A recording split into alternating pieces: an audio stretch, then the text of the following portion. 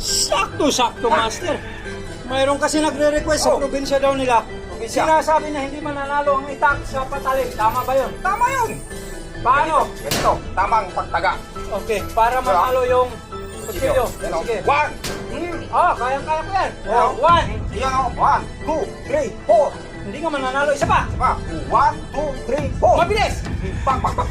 Ulit. Ulit, Master. 1. Ba. O, isa pa, Master. Isa pa. Talo po talaga yung itak ng kutsilyo pag taga ni Master yung gagamitin. Tinatapos mo muna ako. Ay, sorry, hindi pa yan pa.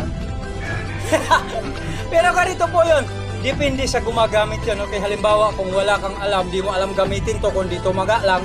Okay, at si Master Angas ang makakalaban mo o kagaya niya, kasing husay niya talagang malabo to, dihadong manalo ito pagka sa real life.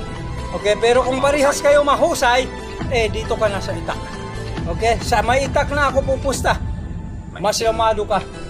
Iksi. Iksi. Haba na. Tatlo versus isa, o depende, ganun, o kahit sabihin mo na kalahati, lamang pa rin to pahaba Okay, yun lamang po. Maraming salamat at paki-like and share kung nagustuhan po ninyo. Master Angas, go! Maraming salamat po sa lahat ng followers ng Sakong Combo at Mixed Martial Arts. Ito ang Sakong Brothers! Alright!